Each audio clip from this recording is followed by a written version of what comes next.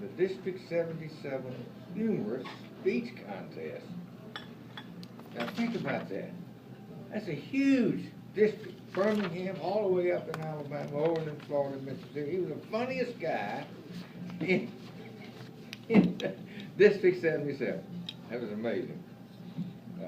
What is your speech today? Transits? Ted? Huh? Do you want to introduce the general evaluator, just so I can explain? I certainly do. I certainly do. And the general evaluator is a man that has come into this club and he's beginning to revolutionize it, get it organized, get it headed in the right direction. And so, Mr. Brian Root, will you please tell the ladies what you're going to be doing today? Sure, thank you, Ted. I'm the general evaluator, and the general evaluator is a person that watches the whole meeting from start to finish and looks for things that work really well and some things that might need improvement. And then at the end of the meeting, the general evaluator will kind of give their thoughts on how the meeting went and how it can improve. And I also will introduce the grammarian. And maybe, Daniel, you could stand up and just tell what the grammarian does and also give the word of the day while you're doing that. Well, thank you guys for being here. I know the first meeting can always be a little unnerving, but I'm sure you guys will do great. It was for me, and I spend a lot of time around a lot of people. But the role of the grammarian is to take this little clicker and help us be more aware of when we use those ahs and ums in our speeches. And just do that little click. What it does is just a reminder that you did it, so as you become more comfortable with the public speaking that you use those ahs and ums less until we get to the point one day when we don't use them at all. Also, would this be a good time to introduce the word of the day? Absolutely.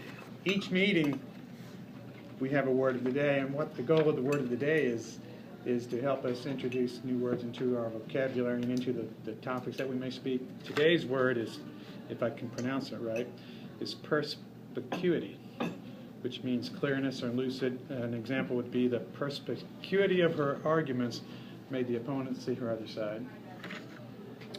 Excellent. Quite a challenge. Perspicuity. Perspicuity. What I will do, we'll leave it up here on the podium. Up there on the podium so people can see. And whoever Perspicuity. gets up and speaks will try to use that word. And I'll also introduce the timer, and that's me. The timer will keep track of each person's speech. For instance, Nelson will be speaking from 8 to 10 minutes, so I'll keep time of it.